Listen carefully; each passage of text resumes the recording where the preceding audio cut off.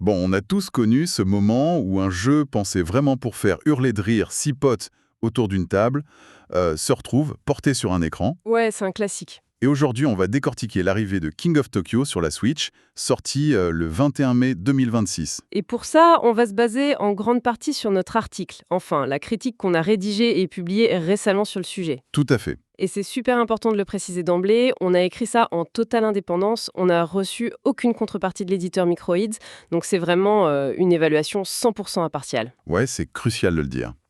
Du coup, la mission du jour, c'est de voir si cette version numérique, c'est l'évolution ultime du jeu de Platon, ou si au final, c'est un ratage complet. Le premier truc qui saute aux yeux, c'est clairement l'absence de contrainte physique. Ah mais grave, fini la mise en place interminable. Et surtout, on n'a plus ce fameux dé qui roule sous le canapé en pleine partie.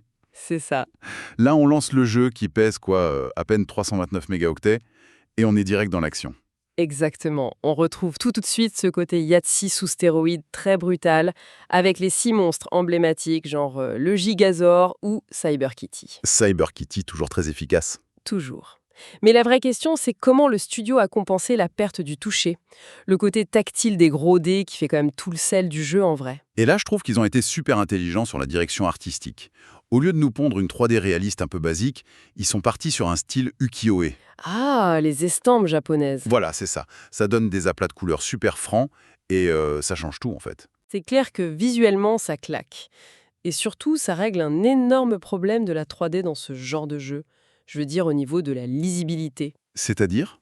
Dans une arène où l'action devient super vite chaotique, d'avoir ces monstres texturés presque comme du papier, avec des contours très nets, ça permet de lire le plateau direct. Ah oui, on voit tout de suite qui est dans Tokyo et qui va y passer. Exactement. Les contrastes visuels remplacent vraiment le côté physique des figurines en carton. Même sur le petit écran de la console, on comprend l'action en une fraction de seconde. Bon après, on peut légitimement se demander si l'investissement se justifie pour les gens qui ont déjà la grosse boîte d'origine sur leur étagère. C'est une vraie question, ouais. Et dans notre article, on a vraiment mis en avant un ajout majeur pour franchir le pas, le nouveau mode solo contre l'intelligence artificielle. Une sacrée réussite. Parce que recréer l'imprévisibilité d'un humain sur un jeu multijoueur comme ça, c'était pas gagné. C'est pas juste des lancers de dés au hasard, quoi. Non, pas du tout.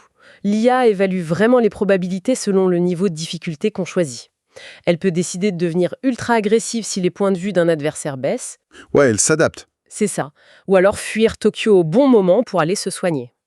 C'est dingue, c'est littéralement comme jouer contre un boxeur fantôme en fait. Il calcule les probabilités de tes baffes avant même que les dés virtuels s'arrêtent. Pour s'entraîner un soir de semaine, c'est parfait. Totalement. Mais alors par contre, il faut absolument qu'on aborde un manque sidérant. Aïe, le mode en ligne. Mais oui, zéro extension, comme Power Up par exemple, et surtout pas l'ombre d'un mode en ligne. Je reprends la métaphore de notre article parce qu'elle est parfaite. C'est un roi majestueux dans son château, mais un roi sans Wi-Fi. C'est très bien résumé. Mais il faut quand même replacer ce choix dans le contexte de l'écosystème actuel. Comment ça? King of Tokyo, ça cartonne déjà massivement en ligne sur des plateformes comme Board Game Arena. C'est vrai. Et c'est accessible gratuitement depuis n'importe quel navigateur. Donc le positionnement de cette version Switch, c'est délibérément axé sur le multijoueur local jusqu'à 6, ou alors pour jouer en voyage. Ouais, mais c'est pas une excuse un peu facile ça pour justifier une sortie au rabais en 2026? Je sais pas si on peut dire ça. Proposer un titre strictement local aujourd'hui alors que la norme absolue c'est la connectivité globale, ça me paraît complètement anachronique. On ampute le jeu de sa capacité à réunir des amis qui sont géographiquement éloignés. C'est sûr que c'est un argument économique pour l'éditeur.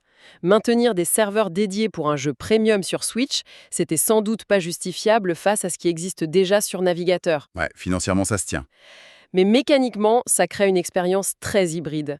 Elle est excellente pour une famille sur le même canapé, mais fatalement super frustrante pour une communauté éclatée qui espérait centraliser ses parties sur console. Du coup, si on synthétise, la conclusion de notre article, le constat est sans appel. On a affaire à une adaptation visuellement brillante qui réinvente la lisibilité et qui a une IA vraiment redoutable pour les joueurs solo. Mais qui sacrifie tragiquement l'opportunité de rassembler les gens à distance, ouais. C'est une traduction hyper fidèle de la brutalité du jeu original, mais ça reste obstinément confiné au mur du salon. Ce qui m'amène à une dernière réflexion pour prolonger un peu tout ça. Quand une adaptation numérique omet délibérément de nous connecter à nos amis lointains, est-ce que ça finit pas paradoxalement par éveiller une envie irrépressible de retourner à la vraie boîte en carton? C'est une très bonne question. De retrouver la pureté de l'expérience physique et tant pis s'il faut repêcher un dé plein de poussière sous le canapé?